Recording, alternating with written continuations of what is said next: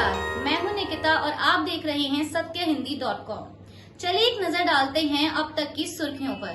कश्मीर से कन्याकुमारी तक का सफर तय करने निकली कांग्रेस की भारत जोड़ो यात्रा का कल रविवार को श्रीनगर में समापन हो गया है और आज 30 जनवरी को कांग्रेस श्रीनगर के शेर कश्मीर स्टेडियम में एक बड़ी रैली करने वाली है, जिसमें कांग्रेस द्वारा तमाम विपक्षी पार्टियों को न्योता दिया गया है। इस रैली के जरिए कांग्रेस भारत जोड़ो यात्रा की सफलता और विपक्षी एकजुटता दिखाना चाहती है। वहीं राहुल गांधी के बुलावे पर विपक्ष के कितने दलों के नेता श्रीनगर पहुंचते हैं, इसे लेकर अभी तस्वीर साफ नहीं है। बता दें कि कांग्रेस ने जिन 22 दलों को निमंत्रण भेजा है, उनमें से 9 दलों ने इस रैली से किनारा कर लिया है, तो वहीं बाकी बचे 13 दल इस रैली में शामिल होंगे। साथ ही बता दें कि जिन दलों ने रैली में शामिल होने से किनारा किया है, उसमें तृणमूल कांग्रेस, समाजवादी पार्टी, जेडीयू और टीडीपी शामिल हैं। वहीं राहुल के बुलावे पर विपक्ष के जिन दलों के नेता श्रीनगर पहुंच रहे हैं, उनमें DMK, NCP, RJD, Uddhav Thackeray की Shiv Sena, CPIM, Kerala Congress, National Conference, PDP और जेएमएम शामिल हैं। कांग्रेस के पूर्व अध्यक्ष राहुल गांधी ने रविवार को भारत जोड़ो यात्रा के तहत पदयात्रा की समाप्ति के बाद संवाददाताओं से बातचीत के दौरान कहा कि एक तरफ कांग्रेस का नजरिया है और दूसरी तरफ भाजपा और आरएसएस का अहंकार एवं नफरत का नजरिया है। इसके साथ ही राहुल गांधी ने विपक्षी एकजुटता से जुड़े सवाल पर आगे कहा कि आप किस आधार पर कह रहे हैं कि विपक्ष बिखर चुका है। विपक्षी एकता बातचीत और एक दृष्टिकोण के बाद आती है। यह कहना सही नहीं है कि विपक्ष बिखरा हुआ है। मतभेद हैं, लेकिन विपक्ष साथ खड़ा होगा और लड़ेगा।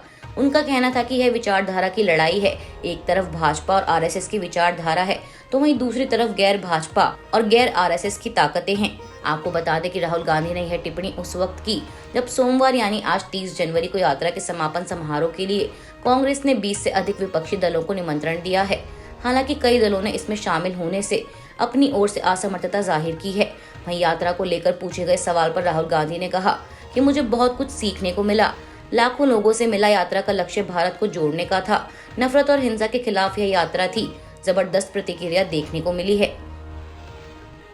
समाजवादी पार्टी के एमएलसी स्वामी प्रसाद मौर्य द्वारा रामचरितमानस को लेकर की गई टिप्पणी पर लगातार सियासत जारी है।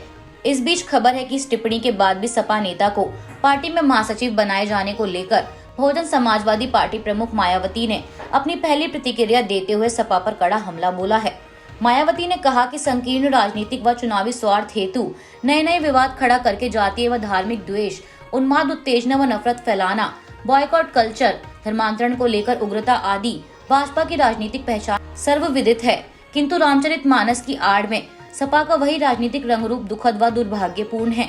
बीएसपी प्रमुख ने आगे कहा कि रामचरितमानस के विरुद्ध सपा नेता की टिप्पणी पर उठे विवाद व फिर उसे लेकर बीजेपी की प्रतिक्रियाओं के बावजूद सपा नेतृत्व की चुप्पी से स्पष्ट है कि इसमें दोनों पार्टियों की मिलीभगत है, ताकि आगामी चुनावों को जनता के ज्वलंत मुद्दों के बजाय हिंदू मुस्लिम उन्माद पर पोलराइज किया जा सके। इसके साथ ही मायावती ने बीजेपी और सपा पर एक साथ निशाना साधते हुए कहा कि उत्तर प्रदेश में विधानसभा के हुए पिछले आम चुनाव को भी सपा भाजपा ने षड्यंत्र के तहत मिलीभगत करके धार्मिक उन्माद के जरिए घोर सांप्रदायिक बनाकर एक दूसरे के पूरक के रूप में काम किया, जिससे कि भाजपा दोबारा से यहां सत्ता में आ गई। ऐसी घृणित राजनीति का शिकार होने से बचना जरूरी है। हिंडनबर्ग रिसर्च ने सोमवार को अडानी समूह द्वारा 413 पेज का जवाब दिए जाने के बाद अपनी प्रतिक्रिया दी है। हिंडनबर्ग ने अडानी की प्रतिक्रिया पर अपनी प्रतिक्रिया में कहा है कि समूह ने मूल मुद्दों से ध्यान हटाने की कोशिश की और इसकी बजाय एक राष्ट्रवादी कथा को हवा दी, जिसमें दावा किया गया है कि हमारी रिपोर्ट भारत पर सुनियोजित हमला है। संक्षेप में, अडानी समूह ने भारत की सफलता के साथ अपने जबरदस्त उत्थान और अपने अध्यक्ष गौतम अडानी की संपत्ति को मिलाने का प्रयास किया है। अडानी के इस दावे से असहमत की रिपोर्ट भारत पर हमला है। हिंडनबर्ग ने कहा कि हम मानते हैं कि भारत एक जीवंत लोकतंत्र और एक रोमांचक भविष्य के साथ एक उभरती हुई महाशक्ति है। हम यह भी मानते हैं कि अडानी समूह द्वारा भारत के भविष्य को रोका जा रहा है, जिसने व्यवस्थित रूप से देश को लूटते हुए खुद को भारतीय ध्वज में लपेट लिया है। हम यह भी मानते हैं कि धोखाधड़ी है, भले ही यह दुनिया के सबसे धनी व्यक्तियों में से एक द्वारा किया गया हो। शॉर्ट सेलर ने दावा किया कि 413 पन्नों के जवाब में भी अडानी समूह ने बड़े पैमाने पर या तो पुष्टि की या अपने निष्कर्षों को दरकिनार करने का प्रयास किया। हमारी रिपोर्ट में अडानी समूह से 88 विशिष्ट प्रश्न पूछे गए हैं। इसके जवाब में अडानी उनमें से 62 का विशेष रूप से जवाब देने में विफल रहा। इसके बजाय इसने मुख्य रूप से श्रेणियों में प्रश्नों को एक साथ रखा और सामान्यकृत विक्षेपण प्रदान किया।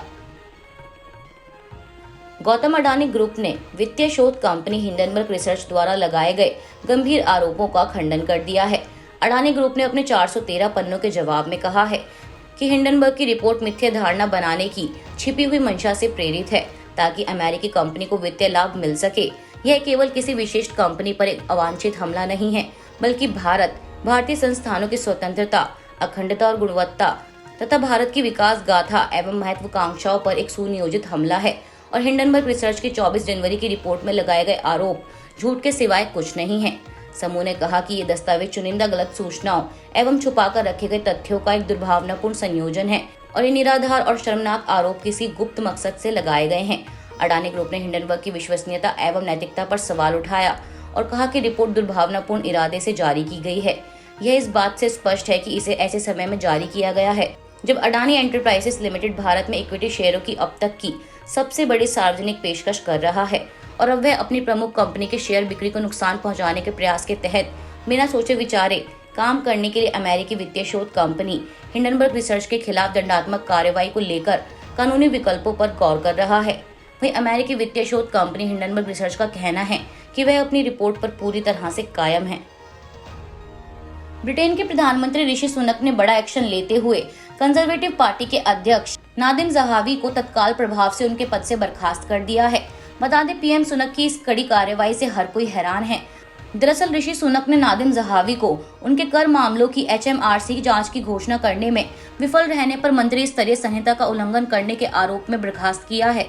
द गार्जियन के मुताबिक यूके के प्रधानमंत्री ने नैतिक सलाहकार लॉरी मैग्नस द्वारा की गई एक जांच ने निष्कर्ष निकाला है कि ज़हावी ने अधिकारियों को यह नहीं बताया था कि वह पूर्व पीएम बोरिस जॉनसन द्वारा चांसलर नियुक्त किए जाने पर कर निकाय द्वारा जांच के अधीन थे। रविवार को लखनऊ के अटल बिहारी वाजपेयी स्टेडियम में खेले गए T20 आई सीरीज के दूसरे मैच में भारत ने न्यूजीलैंड को 6 विकेट से हराकर सीरीज में 1-1 से बराबरी कर ली है। बता दें, भारतीय टीम ने 19.5 ओवर में 4 विकेट के नुकसान पर 100 रनों का टारगेट हासिल किया। आज के लिए बस इतना ही। बाकी की खबरों के लिए बने रहिए सत्यहिंदी.com के साथ।